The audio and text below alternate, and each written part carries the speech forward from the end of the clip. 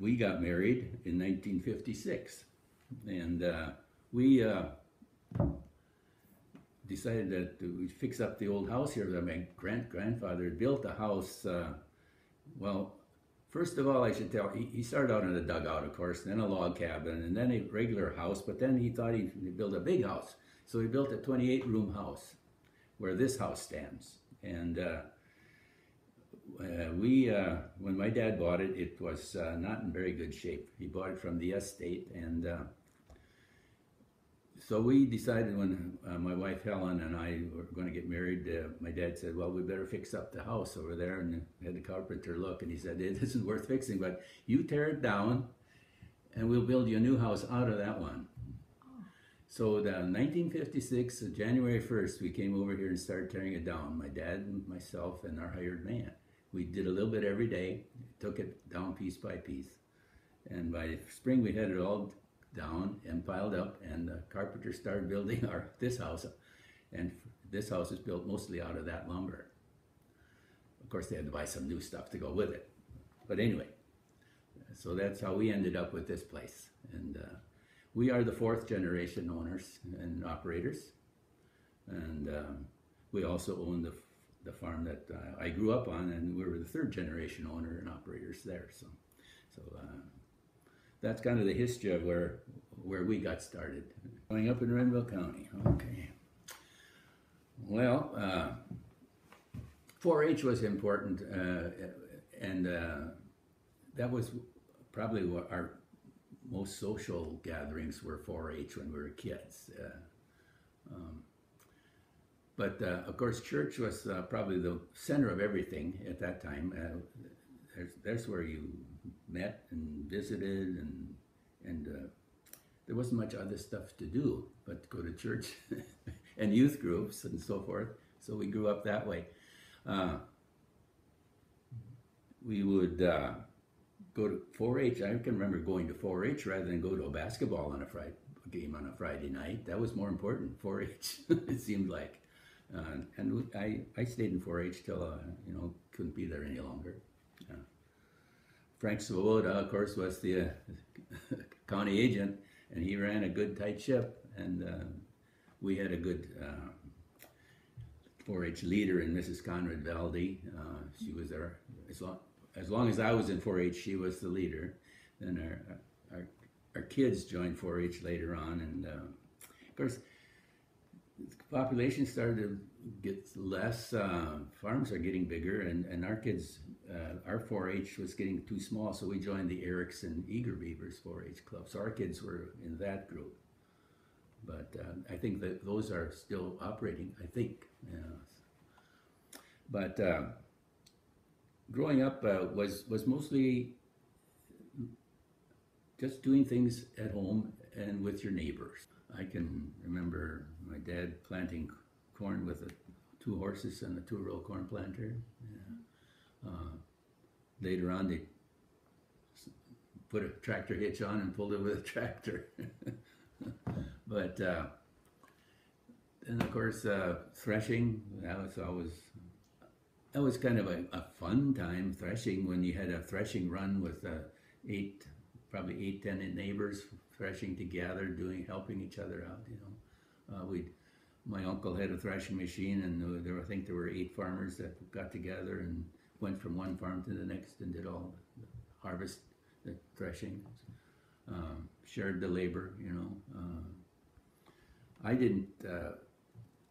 Of course, at that time, I had 2 brothers and a hired man, and we had a hired man, and my uncle moved away and took his threshing machine, and combines were starting to come in, of course. So my dad, he picked up another threshing machine, and he thought he had plenty help. So we did our own threshing for a couple of years until then the Korean War broke out, and my older brothers were drafted and went into or were going to be drafted, so they enlisted in the Air Force and one in the Navy. So that left me and my dad, and we bought a combine that year. So that was our introduction into the combine era. Of course, as time progressed, the size of combines, the size of tractors, the size of farms are increasing so at quite a rapid rate.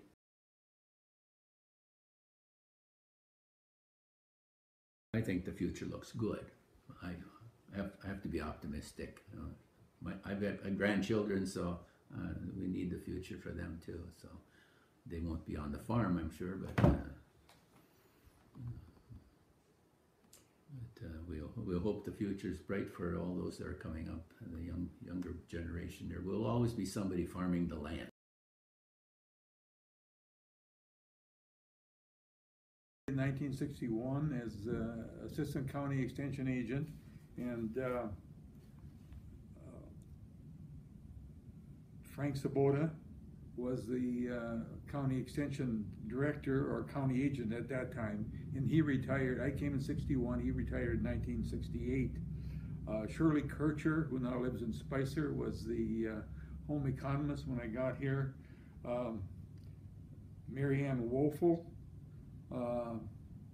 Woelfel, was from Bird Island, and she was secretary, and we had another person in the office at the time was Cleo Getzman, and he was a county ag inspector, better known as the weed inspector. My primary purpose of the extension service in Renville County or any county was education, agriculture, home economics, youth development, and then later on they got involved in community development. And extension at that time, and still is, the educational arm of the University of Minnesota. And my early years here in Renville County was primarily with the youth program, 4-H program, and we had 27, over 20 clubs, but the highest I remember is I think 27, 28. And with over 800 members at times. I worked primarily with that, and then moved, as time went on, moved more to the ag programs, working with the farmers and the community leaders and so on in different farm programs. The thing that made Renville County's extension program was the acceptance by the people. I mean, the attendance at meetings as specialists would come out from the University of Minnesota, and we'd fill the room up with farmers and whatever the topic was. And everybody talked about that. And then also the number of people seeking information and seeking research from the University of Minnesota was, the university realized that Renville County was some of the top farmers, and they were looking for this information. And that was one of the things that made it good as far as the top program. And then the number of 4-H clubs and members that we had, and they're taking part in the state fair and so on, were all good. Yeah. Nice thing about working in Renville County was that the ag leaders in each of the 10 communities worked together and cooperated in county-wide programs. Now I'm thinking about such things as the Crop Improvement Association, the Dairy Herd Improvement Association. We had people from all parts of the county involved in that.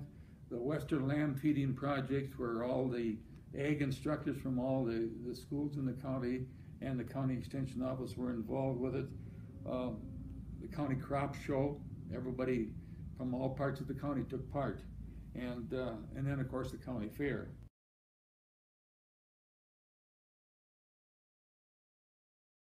My family, the Rickies, first settled in Renville in 1862.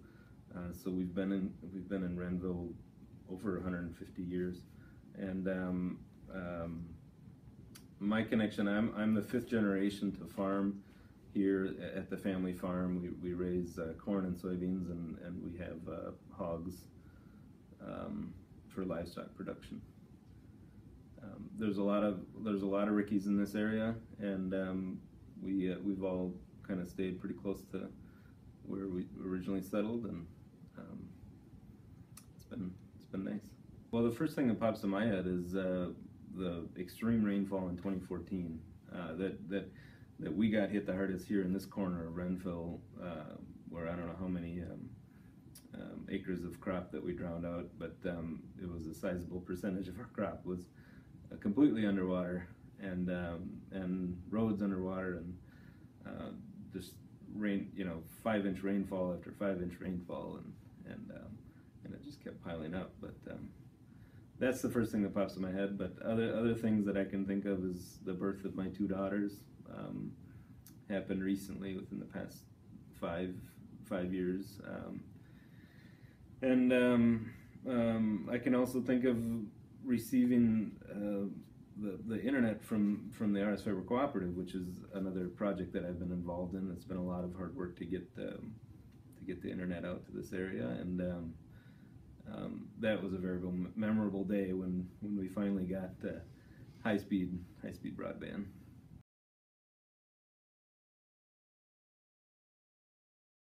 Well, it seems to me like there's a lot less time spent in the field in the tractor now. There's a lot fewer passes out there, but the other thing that has emerged is GPS technology and all the different mapping technologies that are out there, and everything is kind of computer based now. Pretty much every operation out in the field can be mapped, and it's an opportunity to bring in data.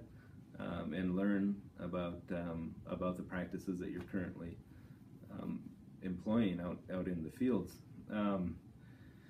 So, with modern farming, you can really fine tune what works and what doesn't work based upon the information that you get back on the planting maps and the yield maps and the spraying maps and all the different fertilizers and things that you spread out there.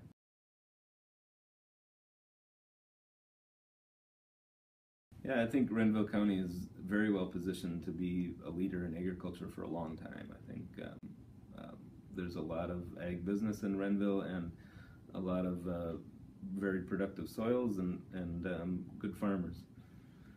So I think agriculture is definitely going to be a part of Renville County's future, and will continue to be a leader.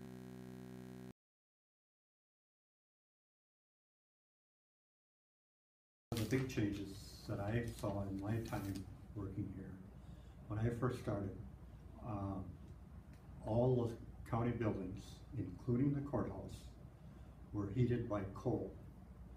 And when I started working, yet there was still a bin downstairs that had coal for storage.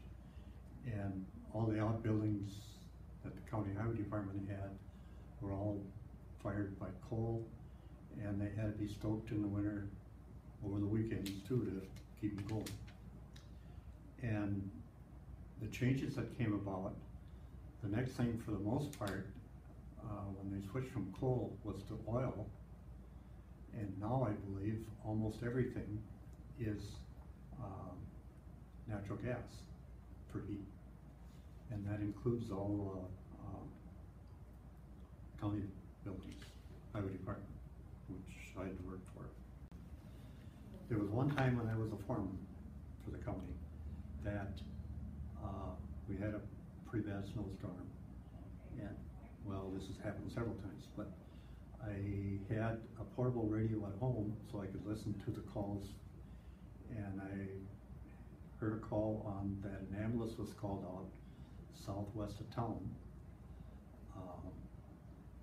for a problem, and I knew that if the ambulance got off the road, off 71, they would not get very far. And I called the sheriff's office and told them to call the ambulance and tell them not to get off the highway until I could get out there with somebody, and we'd run a plow ahead of them. And I called Ron Sabota, and we went out, and he had a tandem truck with a big plow on. And we got a ways in off of Highway 71 and got out from behind a farm place, and we run, well, to start with, we had told the ambulance behind us to stay back a little bit, because if the snow is pretty deep, we're gonna have to stop and back up and take another run at it. Well, after we got past a farm place, it was blowing so hard, I got out of the truck and walked in front of him. I had a orange reflective jacket on, so you know I could see where, so that we stayed in the middle of the road. And he followed me till we got through the deeper part of the snow where we could run again, and then got to the farm place and went in, and the ambulance went in behind us, and we made some room in the yard so we could turn around and come back out again. But apparently they say whoever.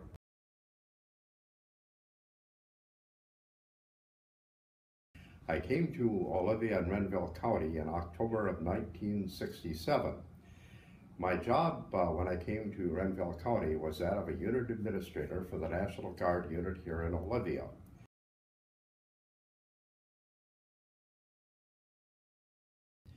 One of the things that the Guard does for Renville County and for the communities in the county is that if they do have an emergency situation that does arise, we not only have the manpower, but we have the equipment to take care of things. We have the vehicles, and we also have the equipment as generators and what have you. We also have access to equipment that's not stationed here. As an example, we have the helicopters that are stationed at both St. Cloud and also in the Twin Cities.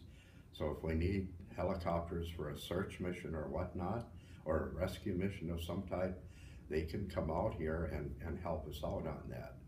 We also have the capabilities of drawing hundreds of cots and blankets that are available and stored at Camp Ripley. I think you can see it'd be about impossible for us to store all those things here, because other communities in the state, of course, may need them. We have to think that the Guard is located in nearly every county in Minnesota, and once in a while they all have a need for such equipment. And historically, our county has always been really good in providing soldiers. Recruiting has been really good.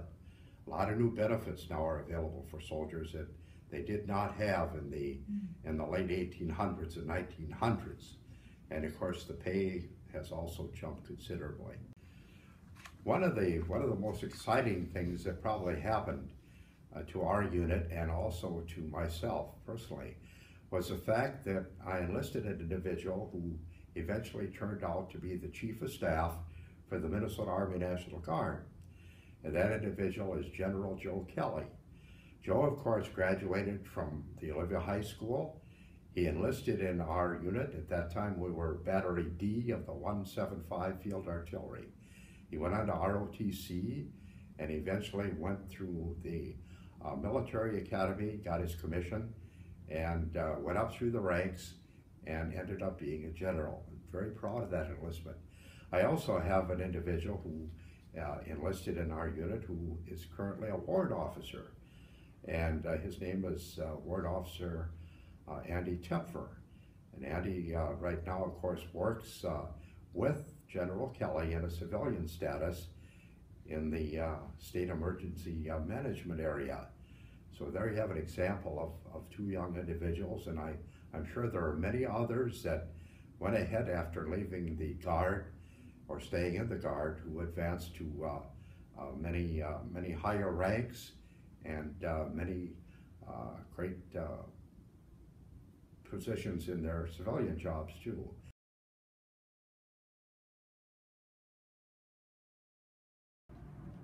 I actually worked for the county in the assessor's office back when the tornado hit Buffalo Lake. I actually was part of a crew of people from the assessor's office that went over and helped assess damages for federal aids. I would say that was one of the most memorable things I've ever done, and it happened, you know, in Renville County. It was quite a traumatic experience, and I'll never forget it.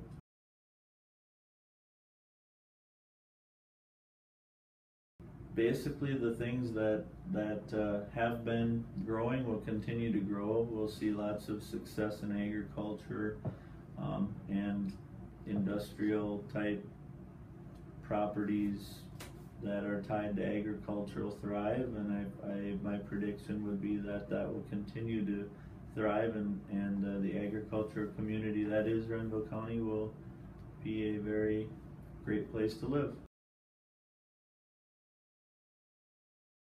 Well, I even went to kindergarten, and I mean, that was kind of unheard of in those days. But Renville School had a kindergarten class for the 5-year-olds. Yeah, so many weeks and all day. So I stayed at my grandmother's so I could go to kindergarten. Oh, that's interesting, yes. All milk at that time, because the cooling facilities were, electricity didn't come in until 47 in our area. They had to wait till the war was over to get copper and aluminum. So the electricity, the REA, I should say, stopped when the war started. They just cut it off. And then, of course, in order to cool your milk, you had to wait until electricity come, or to pump enough water through. Well, you had tanks. Cooling tanks. Yeah, you'd put the can of milk in there or cream and cool it, and then so but until you took it to town then. Yeah, well, taking it to town didn't last too long. No. And then they came out, each creamery had their own truck. Rhode Island was the creamery we would work with, and every town had a creamery, and they had a line of trucks that picked up the milk, and it had to be cooled down, and then they processed it, which was good. It made it better quality, and it was handled a lot of times, and then it was usually, believe it or not, shipped out in refrigerated train cars.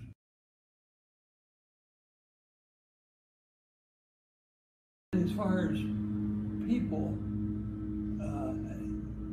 they were made this county. There was, you know, if it was, whether it was in corn, which was George Roundhorse and Keith Kelston, and they did it for corn. And I think another man that maybe never got the credit he should, but I know he was a rafter builder, Russ Dickinson. His rafters were superb. And I know that because when the storm came, we couldn't pull them apart with a backhoe and a tractor. They were so well made. And I wish he could have stayed here. And then another one, people in our county that were really pioneers, was Father Pommier. He was a French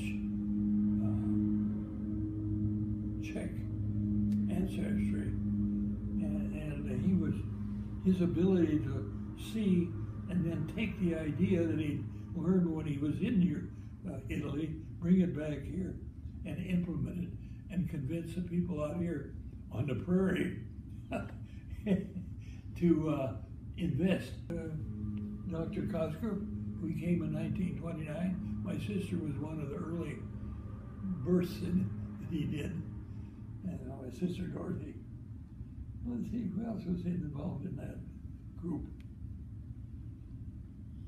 Yeah, anything. Well, yeah, L.J. Larman was really somebody that was to be respected.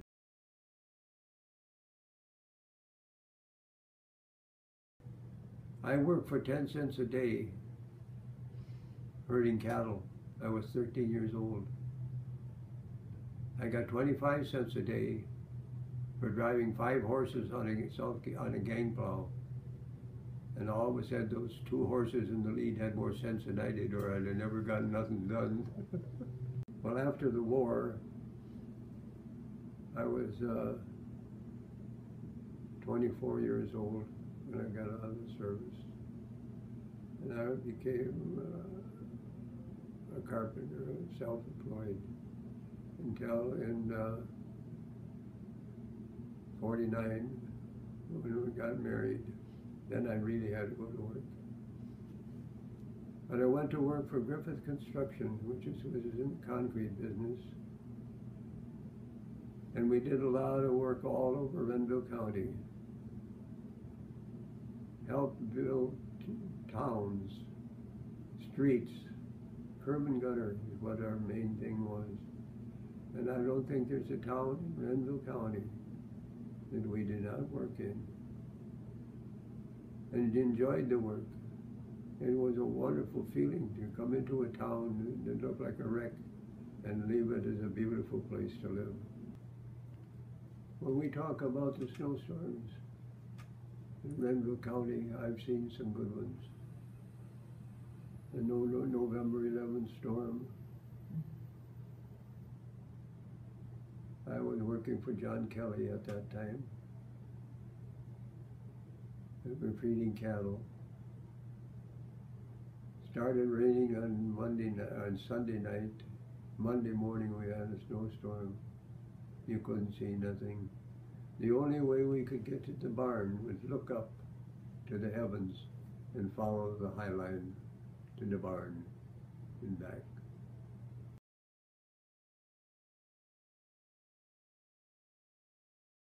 I would never predict anything, but the way things go, I don't know why Renville County can't succeed all in anything they try.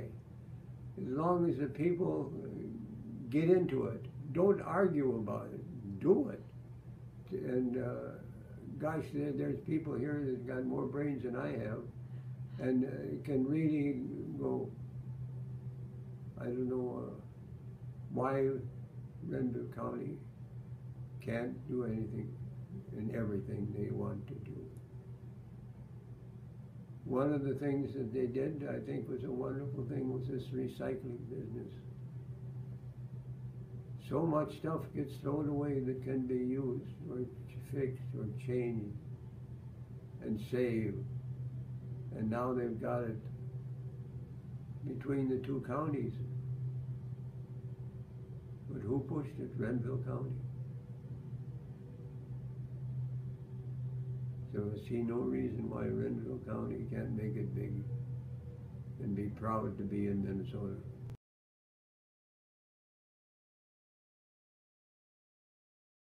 The highlight of the summer was the fair, the county fair, and the ice cream socials of the area churches, and you know, things like that. And but I was real fortunate in that both my paternal and my maternal grandparents lived within 15 minutes of my family.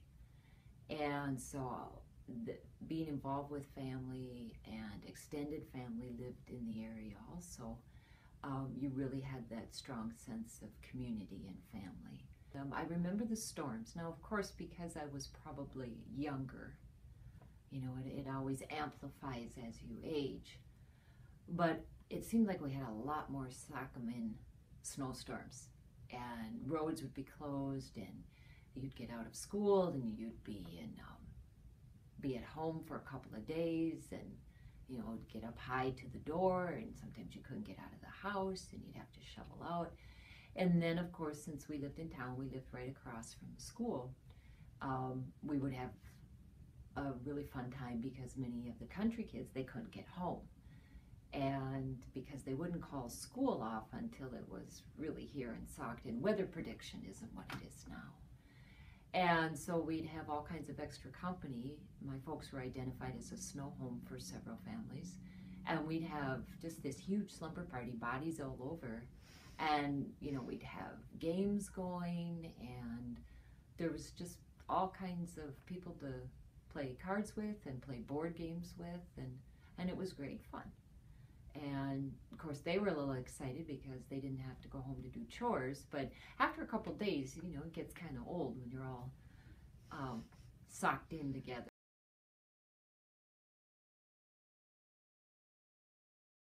All the technological advances for us is that, for example, we have our international seed companies here in town. Wherever you go, everyone, not everyone, but just about everyone has heard of Olivia. you know, because of the agriculture. But you can connect worldwide. You can do business here worldwide, and you can remote and from home as an employee working for a company 2 hours away or 5 states away.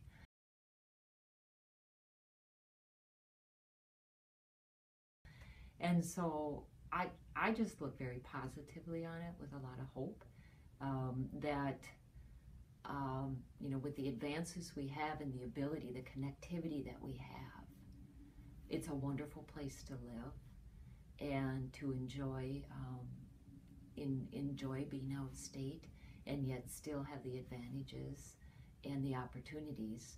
And we're not that far if you want to spend a couple days going into the Twin Cities, for example, and taking a sports event, the Twins or the Vikings, or see theater or see a concert. You know, we're only a couple hours, depending on who's driving, an hour and a half. No, but we're only a couple hours away, and you can enjoy that, but then you can come back home and just enjoy the wonderful experience of living here.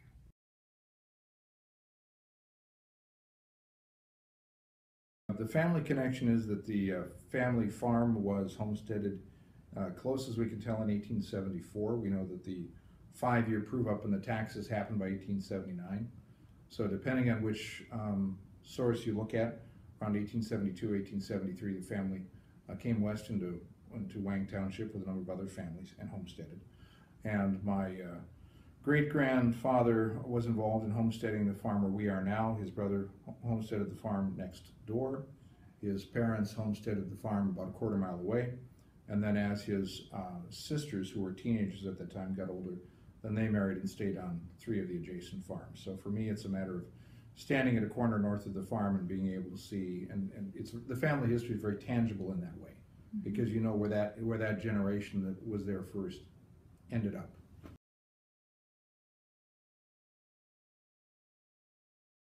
The storm of 1975 stands out as something that, you know, had a regional and a very memorable impact for a lot of the people who were there, because that's the storm that I think still holds the record for lowest barometric pressure, and that was in January of '75. Some people still refer to it as the Super Bowl blizzard because the Vikings were in the Super Bowl, and you know, a lot of television stations were knocked off the air. And I remember not seeing a car from probably Friday about 1 o'clock until sometime on Monday. And I remember getting a call. My dad got a call from one of our relatives because they were concerned about a neighbor, because our neighbor Chris lived alone.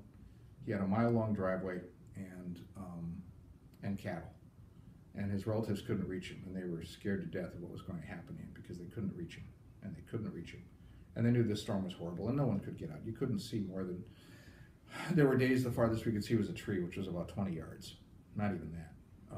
And so we knew we couldn't go out. And eventually we put together, thanks to a party line, that it probably wasn't him.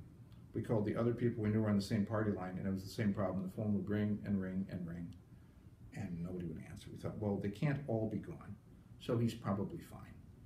And when the storm finally cleared on Sunday, I remember Dad said, well, we can now see, so let's go. So we took off across the fields, you know, knee-deep or hip-deep snow, some of which had crusted over a little bit, you know, 3/4 of a mile across the fields, through the pasture. And when we got close enough to see, you could see that there was a wisp of smoke coming up out of the house, and the lights were on. And we went inside, and he was fine. But we said, well, what was it like? He said, oh, I was fine, but the phone rang 1,000 times. Because everybody had been trying to reach him. They were frantic and worried about him, and he would pick up the phone and it would keep ringing. So what should have been a fairly peaceful hunkering down in the storm with his dog became this odyssey of the phone ringing and ringing and ringing, and there was nothing he could do about it. So he was fine. We had a nice chat. You know, I think this is probably about 4 o'clock on a Sunday afternoon, and then we walked back as the sun went down. What I remember most was my job from maybe, from 11 till 16 was to herd cows along the ditches, along the farmland. And sometimes it was pretty scary because sometimes the bull would break out of the barn. And if he wanted to cross the road, I was pretty scared. But my grandmother got attacked. I was always told this story. She got attacked one time and she jumped behind a tree and the bull hit the tree and died. So I always thought, well, I'll go behind a electric post or telephone post. And so that's what I always did. Oh, church days. Well, it was fun to teach Sunday school. I don't know how much they learned from me, but Swedelanda Lutheran. They had Swedelanda, they had a church in Sweden by that name. So when they come over here and build it, then they named it after that. And we've been to Sweden to see that church, and I've been in it too and went to church there. And just last week, a couple from there came to see me.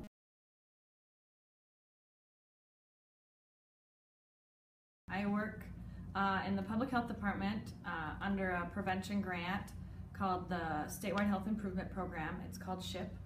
And I work on increasing food access and increasing physical activity access and decreasing the use of tobacco. And it's all branched under reducing obesity and tobacco-related diseases, because in the state of Minnesota, it's one of the #1 causes of death, and it's the most preventable diseases are around obesity and tobacco-related diseases. And so we come in and we say things like, you have been told to eat 5 fruits and vegetables a day and go for a walk, but what if you don't have a grocery store in your town, and what if you don't have access to a trail or a bike lane in your town to actually go somewhere for a safe walk or access to a grocery store? And so we come in and help to create that access. The community tells us what they need, so we work with schools and they tell us their needs, and childcare centers and work sites and hospitals and communities. So any town, really. If you live in the counties of Renville and Candioi, we basically can work with you. And then we have small grant dollars to help you get started on creating access to these things. Yeah, so we help people out a little bit. It's a fun job. So we partnered with Farm Credit Services and EDA in Renville County, and we started a 3-acre farm in the middle of Renville County, and we are selling all of the produce. We hired a full-time farmer through a really nice grant from United FCS and AgriBank, and the farmer is working, and we're selling all the produce to the hospital. So the model is called Farm to Institution, so it's just a really big model to say that local fruits and vegetables are really important to us, and having access to health in our hospital is really important to us. It's a nonprofit.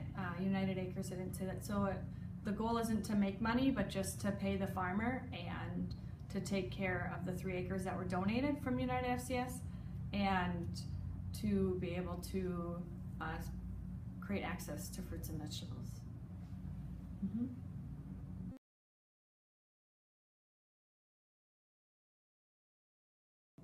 My connection to this area, family-wise, goes back a long time. My great-great-great-grandfather came to the valley probably around 1825, 1826.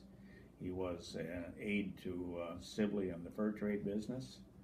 He traveled southern Minnesota, had different trading posts, ended up back at Little Rock Trading Post in the valley between the Harkin store and Fort Ridgely. Came there in, some records say 34, some say 1837, but he was there until he died in 1856. At that time, he had about 400 acres of land that he owned in the valley. He had been an interpreter in addition to being in the fur trade business. Well, back in the 1970s, my great-great-grandmother would have been a lady by the name of Jane Dixon LaFramboise. And my mother didn't know where she was buried. And my mother was a little bit crippled up because she'd had polio. And yet she went from cemetery to cemetery trying to find where her great-grandmother had been buried. And after maybe 6 or 7 years of searching, she finally found her in the southern Birch Coulee Cemetery, St. Patrick's Cemetery in Birch Coulee Township.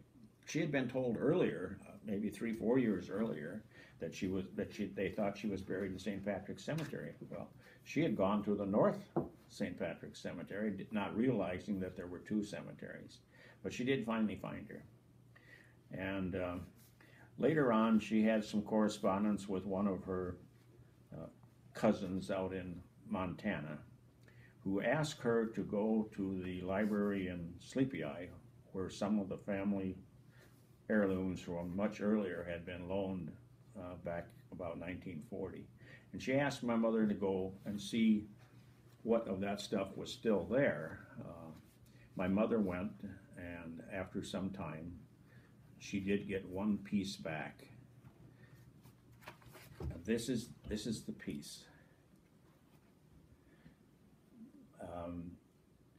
It's a shawl that my great-great-grandmother had made, probably wore it at her wedding to Joseph LaFramboise.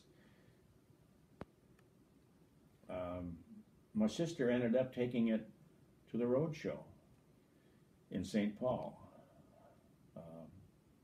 Was quite surprised at that time to find out that Dick Ellis from Canada appraised it at $60,000 to $80,000 or something of that order. This is in 2005. We have since sold this piece to a donor who donated it to the Minneapolis Institute of Arts, and it's on display there. Fabulous piece.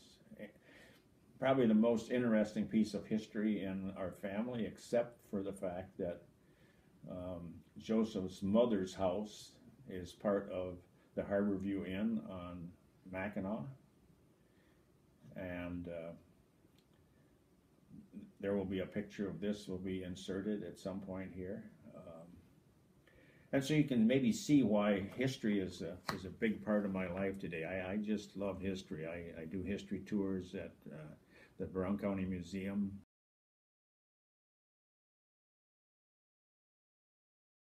They used to call it Friday night. And I don't know what else it should be called, except the stores in Hector were always open on Friday night. And it became a social gathering of people. And us children would each get a nickel, and it would pay for one candy bar, or perhaps if you went to the 5 and dime, you could get 5 1-centers. So that was a big deal. We each got a nickel. We kind of roamed the streets. We ran in alleys and played tag. It was really a fun night of getting together with friends. Because we lived in a rural area, in the summer, we were pretty isolated. I mean, we were on the farm with brothers and sisters working, but we didn't have a lot of social interaction. So that was kind of our night out.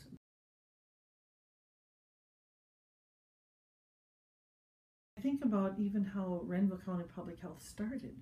In 1916, it was based on the number of Christmas seals that were sold in 1915. And because Renville County sold the most in the state, we were one of 3 finalists to win the services of a public health nurse for a year.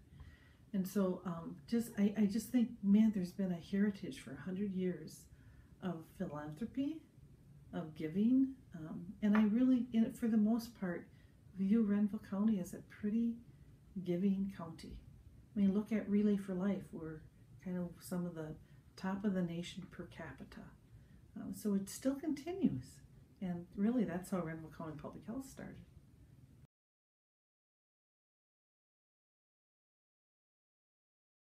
schools, you know, you think, well, maybe they don't offer this and that, but look at how our children have succeeded. They've done well in colleges. They've gotten a strong foundation here, mainly because I think it's kind of relationship based. It's not all about academics. You aren't just a number. It's really about teaching some of those core values and principles and work ethic, not just the math and the reading. I mean, yeah, that's important, but really a good, strong foundation. So I'm just praying more will come back and settle this as their home to build more community.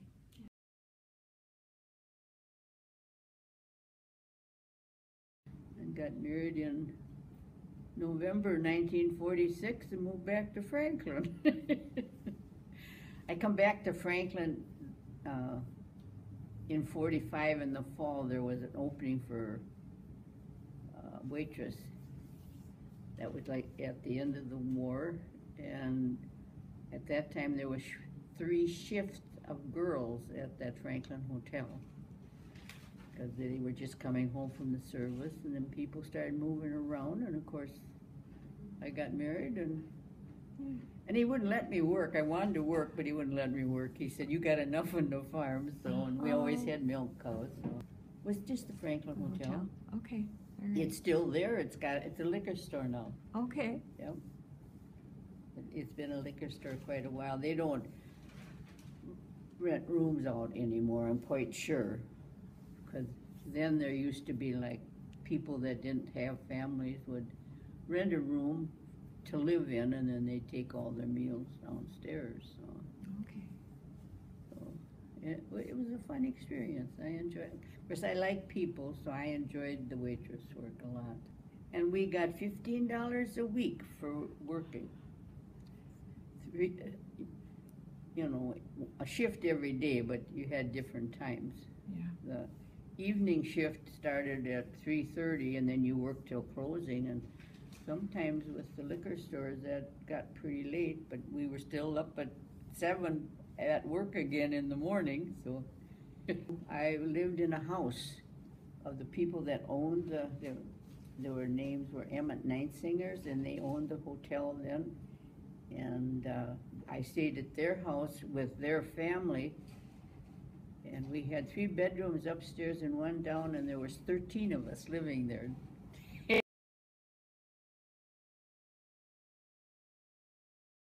I live off of County Road 6, just up from the river a little bit, south of Renville.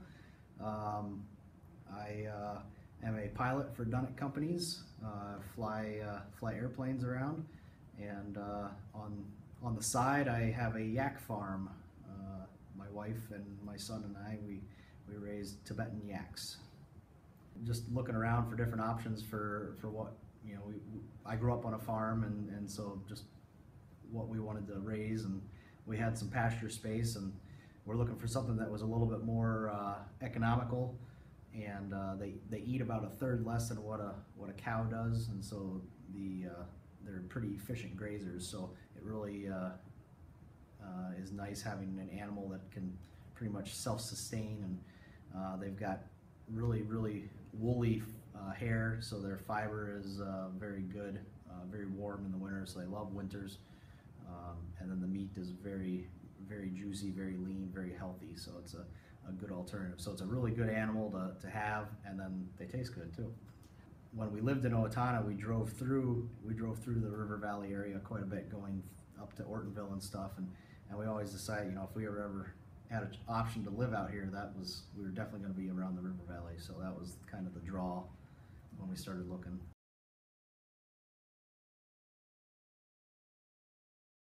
I would say my most memorable events are just getting to learn the area, the history of the area. I really enjoy learning the history, and you know, our house is actually just on in the Vicksburg area down there, and so our original foundation for our house was the church of Vicksburg at one time, and so that's been pretty interesting learning all of that information, and so those are the memories that I like, is learning the history and doing that stuff.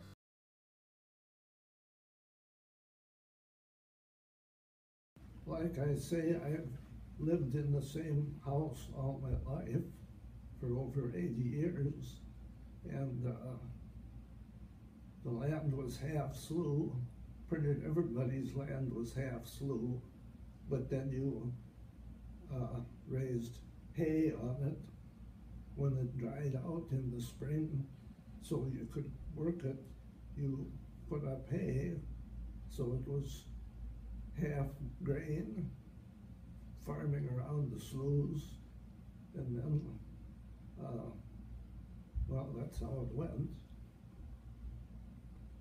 Well, I say I farmed ever since I was 10 years old, and my job in the first days was to cut the grain. My dad had it rigged up so that I could run the tractor and the binder from when I was 10, 12 years old. I don't quite remember. Then he shocked, so we was printed a two-man, kind of a one boy, one man operation. And I suppose we did that till 1944. Then my dad bought a little more land, and then he raised soybeans. That was the first soybeans we raised.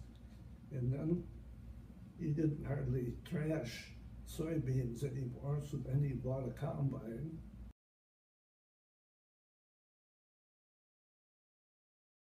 I was a county commissioner for 12 years, and I suppose that was work. I worked pretty much all my life till I was 80 years old. Then I had a stroke, so now I'm sitting here. But it was enjoyable.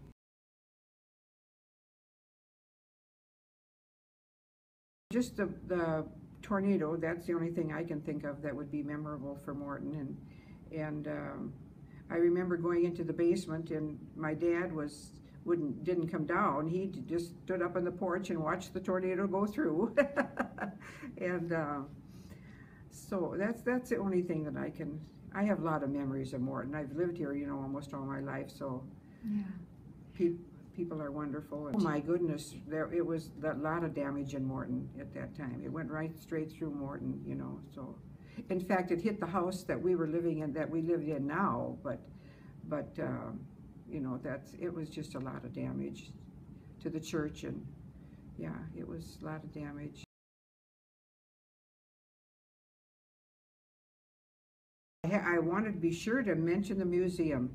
They do just a wonderful job. They have put out a leaflet, or a flyer or whatever, and about the history, and that's very interesting. I save all of those, and they do a wonderful job. Nicole and Dick do a lovely, wonderful job at the museum. Yeah. For our 4th of July celebration, they had a wonderful, they had a sing-along and at the church, and there's a St. John's Episcopal Church that was moved from Beaver to Olivia to Morton, and how they did that I'll never know, but it was a real nice celebration for the museum. They do a wonderful job.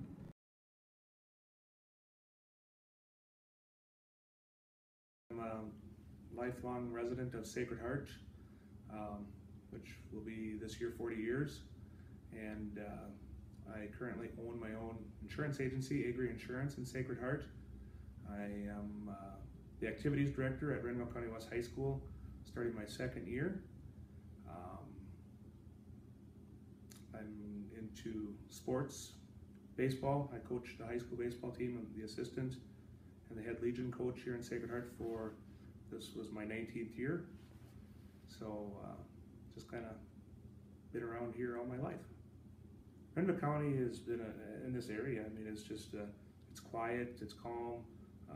That's really what I like, and that's why I see myself being here, probably for life. Your neighbors are close, and even your neighboring towns are close, where you know everybody in the county for the most part. Maybe you don't know them personally, but you know who they are, and some of that has changed a little bit now, but that's the great part about being in a small area, in a small rural setting, is knowing everybody and having a lot of friends.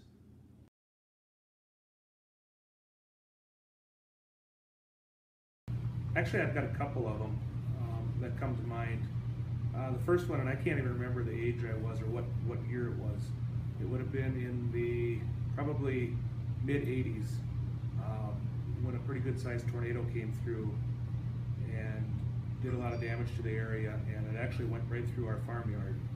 And why we were outside watching it, I'm not even sure, but we did actually watch the tornado take our grain bins away, and we should have been in the basement, but we felt pretty safe.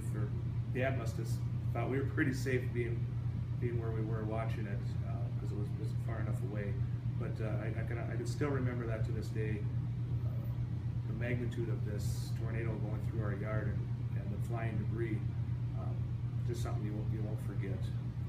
And the other one is, I think, one that everybody remembers is September 11th and where I was that day and in 2001, and I was actually homesick that day from work, and had not had the TV on at all that day, and finally turned the TV on, must have been noon, and the sick feeling I had before was nothing compared to the sick feeling I had after seeing what had happened that day. And I think that's something that everybody will always remember, where they were that day and how they felt that day. So just kind of an awful feeling for our country.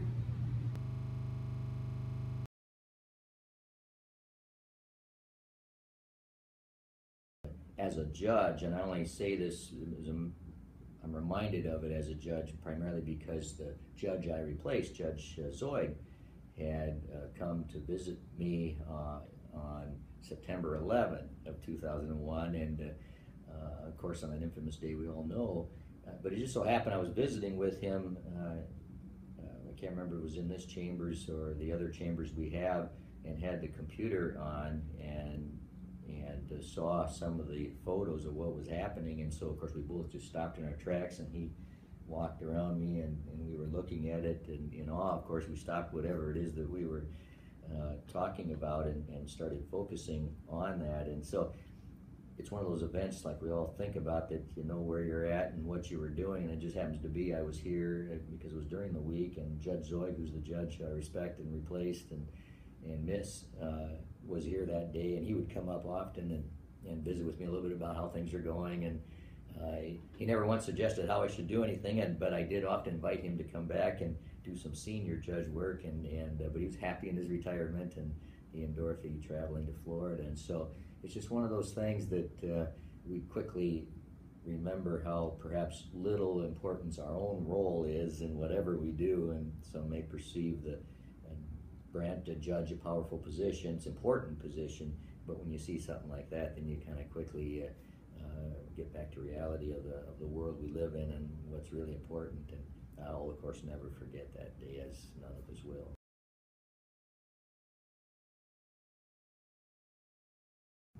What's interesting is that as we sit here in a 1902 courthouse, and we have the benefit in Renville County of not such a great population explosion like other more urban counties where they had to build a whole new courts facility, is that we can look over those 114 years, and though there's more cases, the economy's changed, we're still an agricultural economy, we're still practicing law and implementing justice in the same building, and there's really kind of a symmetry there that no matter what the changes are, there's so much that hasn't changed. As I mentioned earlier about technology, yes, how we do things, how we look at evidence, how quickly we can get it is all different, but what's the same is the people and how we apply the law, and that's what makes a 1902 building in 2016 perfect, because we do exactly the same thing.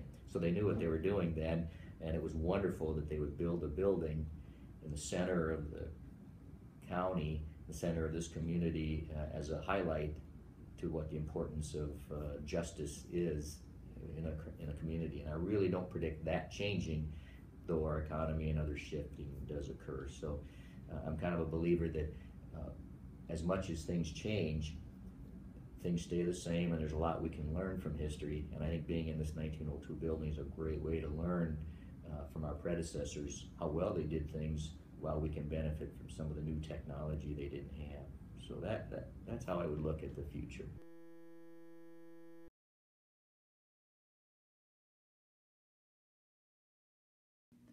And I remember those early days, we would go down along the Minnesota River, and there were a number of places we'd visit. One was an old gold mine that I don't know. I suppose there's history on that at Renville County. It was an actual shaft in the ground. I would think that probably since then it's long since been filled in. But it was a gold mine that actually people tried to mine gold out of. Might have been a fraud, might have been for real. But at any rate, there was one place. We went places out on a rock. I remember that there's I think one of the parks actually is in that area now. But we spent a lot of time down there, and we loved Fort Ridgely.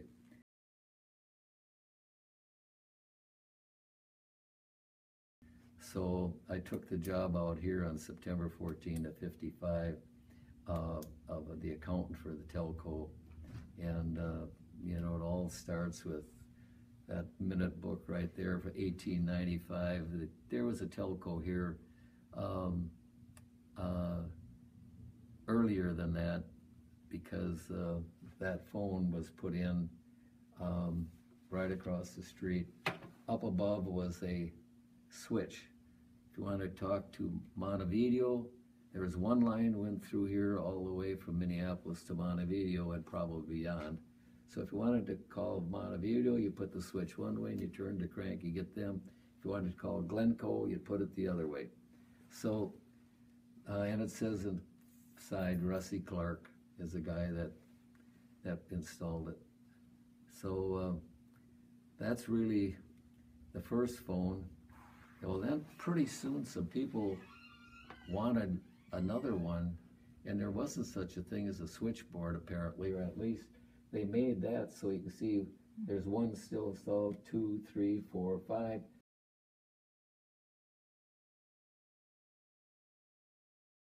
You know, I think the county's got a really good future, stabilized by the land price. Highway 212, you know, it is the old Yellowstone Trail. Even I have pictures of 1933 of the guys working right up close to where you know, a block and a half from where I grew up, putting in the concrete. It was always concrete. That at that time, it changed it from coming into a town, coming up actually by where I grew up. Then it would come up to the main street, then it would go down Main Street, then it would go out the other way around the ballpark and so forth. And it did that in all the towns. And the Yellowstone Trail is well documented. But that highway now, even until the last 10 years, and especially the last 5, it was not the main artery leaving Minneapolis heading to a little bit even north of west and certainly south. The traffic has shifted here. It's tougher for us local people because it's a lot harder to get on the highway compared to you just go like that and on you go. Mm-hmm. So we got the artery, we got the hospital, we still have the schools, and we got valuable land, and I think the population is going to stabilize in this area. But so I'm confident that, you know, it's going to be a good future.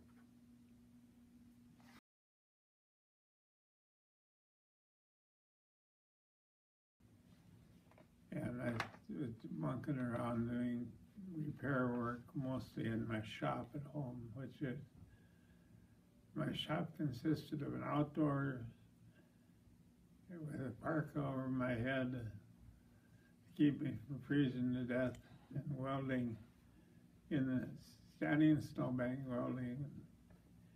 And I went from there and made up this little shop that I had in the barn that people came and brought stuff to me to fix. And I did general farming. The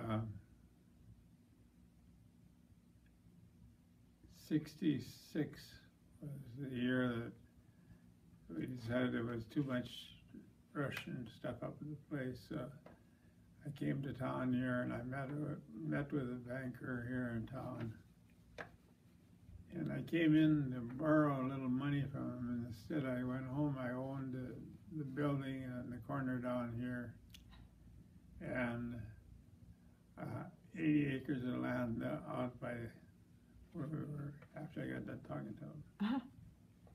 And that's what started the farming. The farming end of it was great, but I wasn't content with that. So I hired help, and I went on to staying in the shop more so.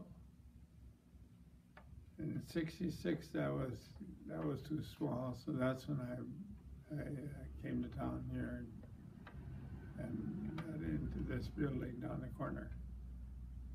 The building in the corner was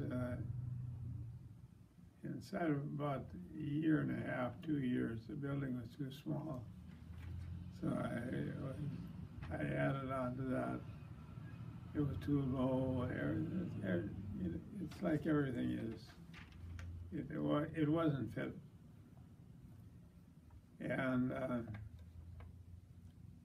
then that building, I had quite a few helpers in there because we built tractor cabs and we built snow blowers first. Snow blowers is a big thing, and I always could build a snow blower for somebody out of something. Then I got to the point where they all got to be the same. And then I was nothing but new steel and so on. It wasn't anything converted. The 1 year, I can't remember what year it was. The year was no snow in the wintertime.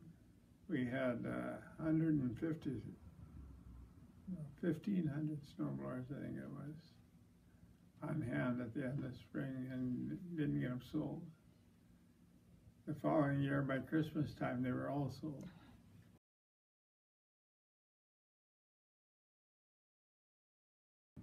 In the 1890s-ish, my great-great-grandparents and other ancestors came over from Ireland, so I'm Irish, and they came during the potato famine. So they came here, and they settled, and we're still here. So.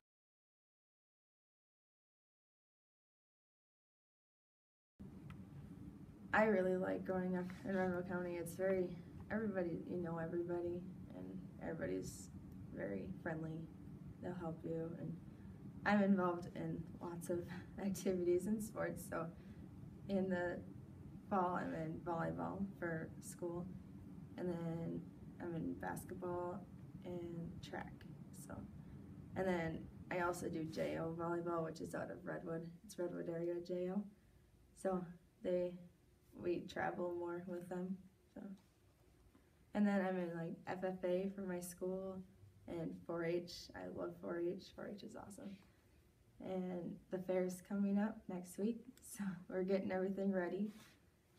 I'm taking soil, like lots of egg things. So I'm taking a slake test, which is you like see how healthy your soil is by putting like a no-till and a tilled from fields and ditches into water, and like the ones that will fall apart will be the field one because it's been worked too much.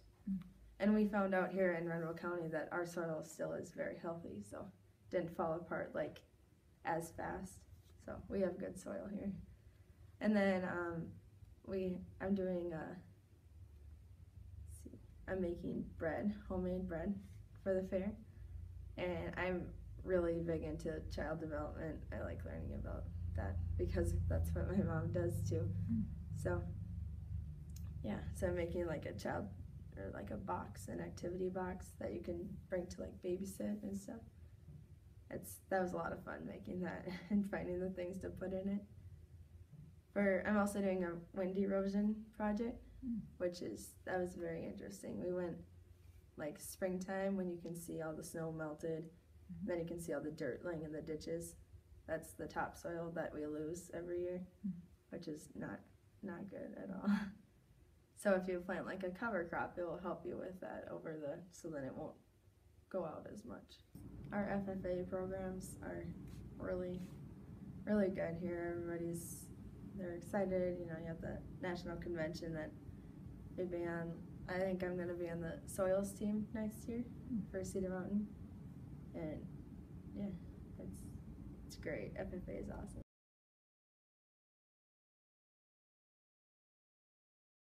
It will still be a big ag county. Like, we're known for a lot of like third and like ranked wise. We're very good in corn and soybeans, and I think we'll just continue to be a great county overall.